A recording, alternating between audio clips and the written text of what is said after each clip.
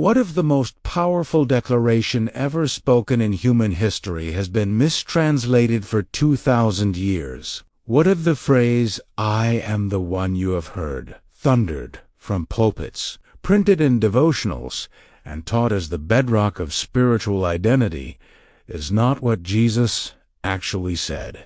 The original language he walked in was Aramaic, and in that tongue, the word he reached for was not passive, not static, and not simply descriptive. That word was Ehyé, and Ehyé does not simply mean "I am." In its deepest root, it pulses with three simultaneous truths: I am, I will be, and I cause all things to exist. This is not a minor footnote in translation history. This is a buried detonation at the very center of spiritual reality. When Jesus stood before the Pharisees and declared, "Before Abraham was Ehyé," he was not asserting his age. He was invoking the same living frequency that God breathed to Moses from inside the burning bush. The religious leaders did not reach for stones because they heard a man claim seniority over Abraham. They reached for stones because they recognized the name Ehyé, the name that in their sacred tradition held more concentrated power than any word in existence. That name was never meant to remain buried, and by the time this teaching is complete, you will understand not only what Jesus said, but what he was showing every one of us how to do. Every word carries a universe inside it. In English, a word is a sealed container, delivering one meaning at a time. But Aramaic, the language Jesus spoke in daily life, functions differently. It is a dimensional tongue in which a single word holds multiple layers of meaning simultaneously, each layer alive, each one active beneath the surface. When Jesus opened his mouth, he was not merely communicating information. He was releasing a frequency that carried intention, identity, and creative authority as one inseparable movement. The Greek New Testament we inherit today is, in important ways, a translation of a translation. The earliest followers of Jesus preserved his words in Aramaic. The Peshitta manuscripts represent a significant strand of that living root. When those texts passed through Greek, then Latin, then English, something enormous was progressively compressed. The word that suffered the deepest loss in this long descent was Ehyé in Aramaic and its close relative Hebrew. Ehyé is rooted in the verb Haya, meaning to be, to become, and to cause to exist. Ehyé speaks simultaneously in three registers: I am, I will be, and I am the creative source of what exists. It is not a noun. It is not a simple verb in any conventional sense. It is an act of divine becoming that inhabits what the ancient masters called the eternal present, the undivided now where all creative force resides and is released. When translators settled on I am as the English rendering, they captured something real but incomplete. I am announces a fixed state. Ehyé commands the space around it and reshapes what it touches. I am is a photograph of fire. Ehyé is fire itself. This is not a matter of theological fine print. It is the distance between a declaration that describes and a declaration that actively creates. Jesus did not teach his followers to declare a fixed condition. He taught them to inhabit the same living frequency he carried into every storm he silenced and every grave he reversed. That frequency had a name, and its name was Ehyé. Understanding what that name truly means is the beginning of everything that follows in this teaching. Understanding these frequencies is the first step, but mastering their vibration in your daily life is where the true miracle happens. I receive many messages asking for the correct pronunciation and sequence of these sounds, so I have prepared 2 sacred guides to help you bridge this gap. You can find the link pinned in the comments to begin your practical journey today. The first time Ehyé entered recorded human history, it was not spoken in a temple or a synagogue. It came from fire, from the center of a burning bush on the slopes of Mount Horeb, spoken to a man standing barefoot on ground declared holy by the very presence descending upon it. Moses had fled Egypt as a fugitive. He had spent 40 years in the wilderness tending flocks, his prophetic destiny apparently extinguished. Then the bush burned without being consumed, and from within it came a voice. Moses asked the question every human soul eventually asks, "Who shall I say has sent me?" The answer was not a proper name. The answer was Ehyé. Ehyé rendered in English as I am that I am, but in the original resonance carrying something far more expansive. I am becoming what I am becoming, and I cause existence to be. God did not give Moses a title. God gave Moses a frequency. This frequency became the root of everything Jesus carried. When he walked into spaces where disease had been declared permanent, he was not operating from human authority or cultural position. He was broadcasting from the same signal that had spoken from within the fire, the signal that holds no fixed limitation, because it is the very source from which all limitation dissolves. Ehyé was not a historical statement made once in a desert. It was, and remains, the living operational frequency of divine reality itself. When the Pharisees pressed Jesus on the source of his authority, he did not retreat into theological argument. He reached into the deepest register of the sacred language and declared, "Before Abraham was Ehyé." This was not a statement of chronology. This was an invocation. He was declaring that the same creative presence that called the cosmos into being was standing before them, speaking in the first person, fully alive in human form. The Gospel of John records that the Pharisees immediately took up stones to kill him. They were not reacting to a theological claim. They were reacting to the name so saturated with concentrated divine power that in their tradition it was spoken only by the high priest, once a year, in the innermost chamber of the temple. Jesus had spoken Ehyé openly, publicly, without ritual boundary.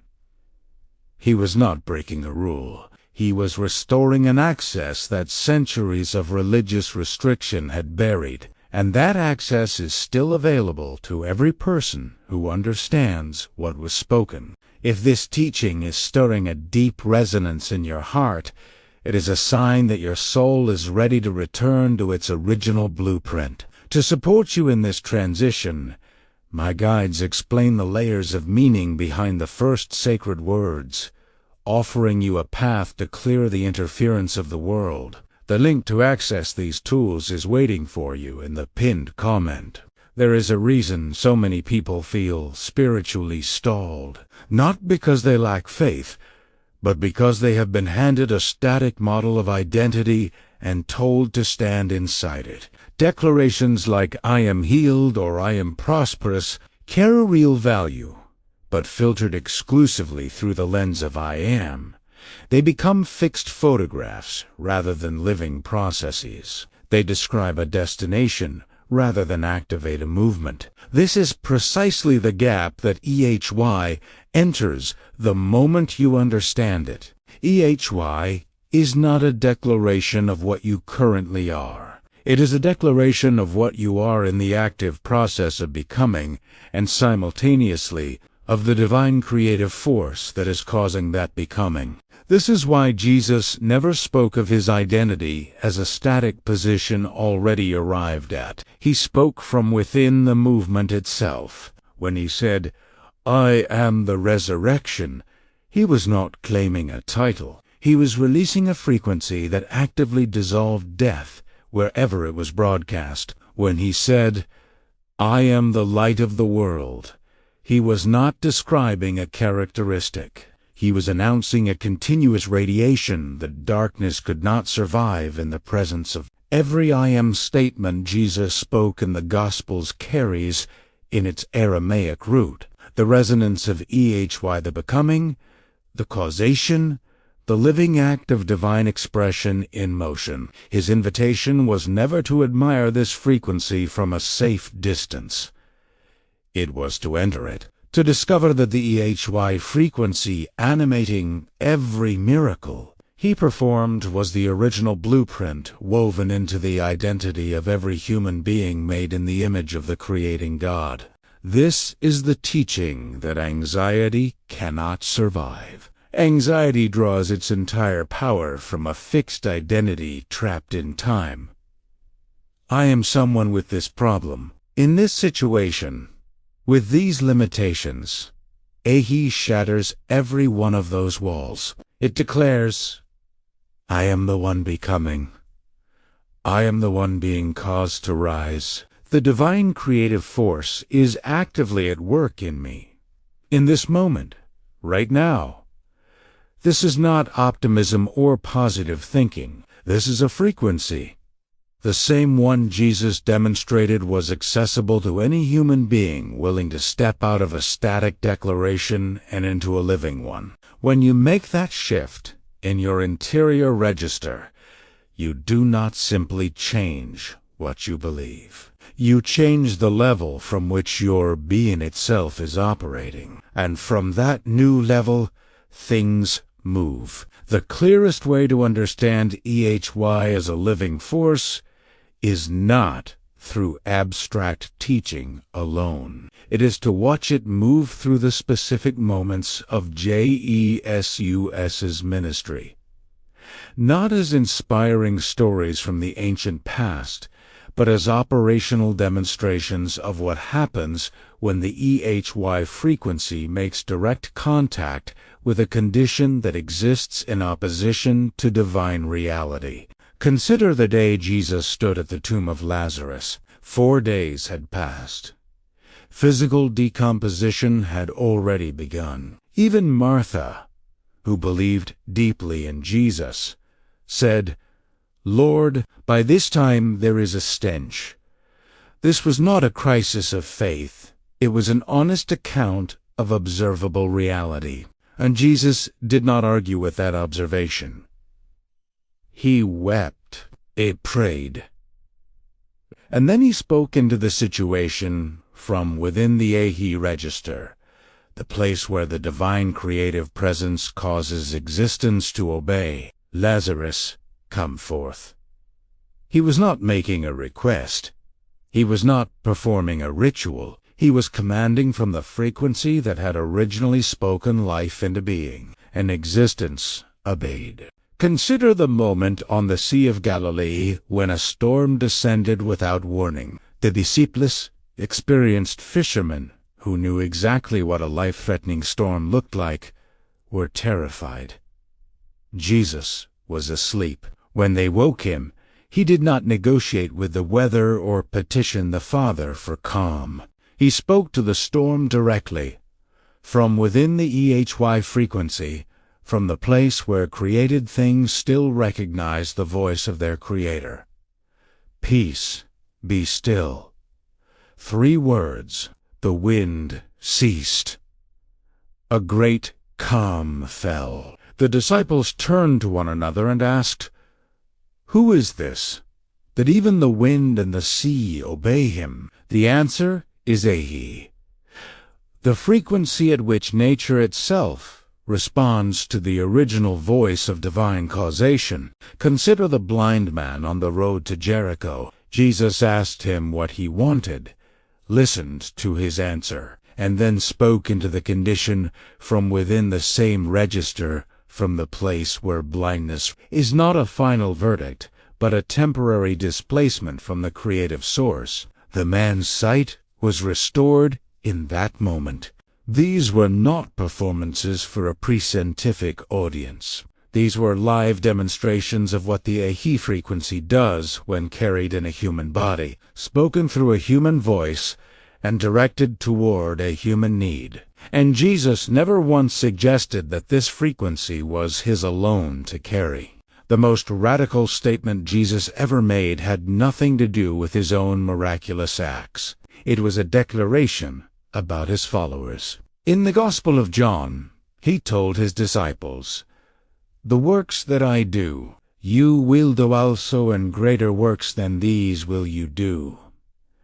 This was not a metaphor for vague spiritual influence. This was a structural declaration about the Ehyé frequency and who it belongs to. Ehyé was never designed to be the exclusive possession of one person, however extraordinary that person was. Jesus carried it in fullness, demonstrated its full range, and then explicitly invited human beings into the same inheritance. The reason this invitation has not produced its promised results in most religious contexts is not a deficiency in the promise. It is a deficiency in the frequency. Most people have been taught to declare a static identity in a passive register. Jesus was teaching an active, dynamic, creative inhabitation of divine being, the Ehyé way of moving through reality. To carry the Ehyé frequency is not a matter of adopting a new vocabulary. It is a shift in the interior register from which you engage with your life. When you face a situation of scarcity, Ehyé does not say, "I am poor," or even "I will be provided for." Ehyé says, "I am the one in whom the creative source is actively generating what is needed." When you face illness, Ehyé does not say, "I am sick," or even "I will be healed." Ehyé says, "I am the one in whom divine life is actively moving toward wholeness right now." This is not word replacement. This is frequency shift. The words are the carrier wave. What changes is the register from which they are launched. Jesus modeled this in every environment he entered. He never spoke from the level of the problem. He always spoke from the level of the frequency, from Ehyé, from the eternal present, from the place where divine creative causation is continuously at work. This is what speaking with authority actually means. Not volume, not intensity, not the right religious formula. It is the alignment between your words and the frequency of the one who spoke everything into existence. You were not made to observe this from the outside. You were designed to be a living, breathing, speaking carrier of Ehyé. The same frequency Jesus demonstrated belongs to every human being made in the image of the creating God. Everything this teaching has traced leads to one point. Jesus was not demonstrating a power that was his alone to carry. He was revealing the original operating system of divine humanity. The frequency embedded in human beings from the moment they were formed in the image of Ehyé, the I am becoming God. For centuries, translation has handed us a photograph of a living fire and asked us to call it the fire itself. We have been taught to say I am when the Master was teaching us to inhabit Ehyé. We have been taught to declare a position when the frequency calls us into a movement. We have been trained to define our identity by what we see around us when the Ehyé register sees what is becoming and causes it to be. This is the code Jesus was carrying when he stood before religious authorities and left them without an answer. This is the code he operated from when he spoke to storms, opened tombs, and dissolved disease. This is the code he pointed to when he told his followers they would do greater works than his own, not because they were remarkable, but because Ehyé, the creative and causative frequency of divine reality, was meant to live in them as fully as it lived in him.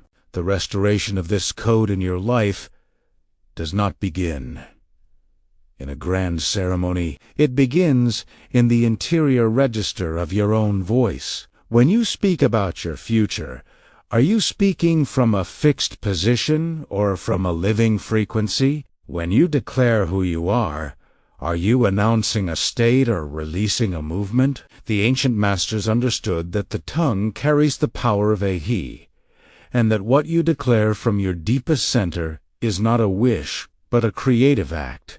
Jesus said Ehyé. He walked in Ehyé. He invited you into Ehyé. And the universe is still listening to every word spoken from that register. Visit Divine Light Academy at the link below to access my complete guides and start your journey into the living language of the Masters. But before you go, I want to hear from you. What did you feel during this session? Comment the word restoration below if you felt a shift in your energy today. We read every response, and your testimony strengthens this entire community of light. Right now, before you close this video, come to the comments and tell us, what did you feel? What shifted? We read every single response. And if this teaching found you today, subscribe to this channel. Every week, we go deeper into the ancient frequency codes that were always meant to be yours. We are just scratching the surface of this ancient power. Get ready, because in our next video, I will reveal even deeper Aramaic codes that unlock spiritual authority you've never imagined. Make sure you are subscribed and have notifications turned on so you don't miss this unfolding revelation.